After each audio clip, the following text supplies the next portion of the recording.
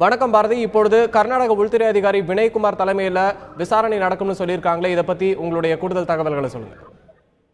அது கர்நாடக சிறைத்துறை மட்டுமல்லாது கர்நாடக அரசியல் ஒரு பெரிய பரபரப்பை ஏற்படுத்தியுள்ளது. ஐபிஎஸ் அதிகாரி ரூபாவின் குற்றச்சாட்டு. அதாவது சிறைத்துறையில் விதிகள் மீறப்பட்டுள்ளது. அதாவது கர்நாடகாவின் மிகப்பெரிய சிறையான பரப்பநகர சிறையில் விதிமுறைகள் மீறப்பட்டு பல்வேறு நடவடிக்கைகள் பணத்தை பெற்றுக் கொண்டு செய்யப்படுகிறது. வெளிப்படையான குற்றச்சாட்டை அவர் தெரிவித்திருந்தார்.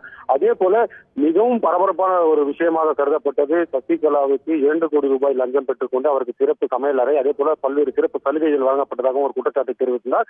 இது தொடர்பாக நேற்று செய்தியாளர்களை சந்திக்கும் போது ரூபா தெரிவித்த போது, அதாவது வெளிப்படையான விசாரணை நடத்தினால் உண்மை என்ன என்பது தெரிய வரும் என்று குறிப்பிட்டிருந்தார். இதை தொடர்ந்து நேற்று முதல்வர் சித்தராமையா கூறும்போது இது தொடர்பாக உடனடியாக விசாரணை நடத்தப்படும் என்று தெரிவித்திருந்தார்.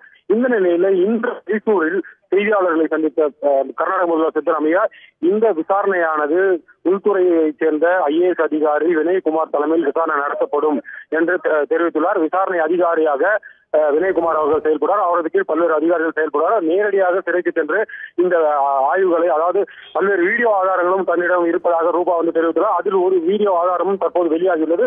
அதாவது கரீம்லால் தெல்கி என்ற ஒரு சிறை கைதிக்கு பல்வேறு விசாரணை கைதிகள் உதவுவது போலவும் சிறையில் அவருக்கு சிறப்பு சலுகைகள் அளிக்கப்பட்டுள்ளது போலவும் தற்போது ஒரு வீடியோ வெளியாகி மிகப்பெரிய பரபரப்பை ஏற்படுத்தி வருகிறது.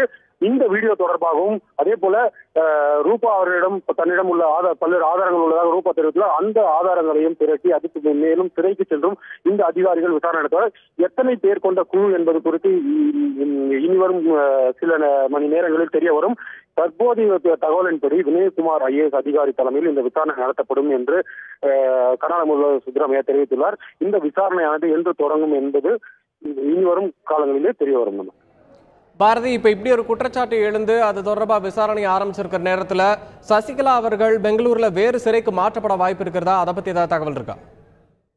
அதாவது இதுவரை அது போன்ற எந்த தகவல்களை நேற்று மாலை பொழுதில் ஒரு விதமான புரளி கிளம்பி, அதாவது இந்த குற்றச்சாட்டுக்கு பிறகு சசிகலா அவர்கள், அதிமுக சசிகலா அவர்கள் வேறு சிறைக்கு மாற்றப்பட உள்ளதாக ஒரு புதிய தகவல்கள் பரவின. இது குறித்து நாம் டிஜிபி சத்யநாராயணம் நேரடியாக தொடர்பு கொண்டு கேட்டபோது அவர் இந்த புரளியை முற்றிலுமாக மறுத்தார். இது வெறும் புரளியே, இதில் எந்த உண்மையும் கிடையாது என்பதை மிக தெளிவாக கூறினார். அதே போல சிறையில் எந்த நடவடிக்கைகளும் மீறப்படவில்லை என்பதும் அவர் குறிப்பாக தெரிவித்திருந்தார். அதனால் சசிகலாவை மாற்றுவது தொடர்பாக இதுவரை சிறைத்துறை நிர்வாகம் எந்த நடவடிக்கையும் எடுக்கவில்லை என்றும் தெரிவித்துள்ளார்.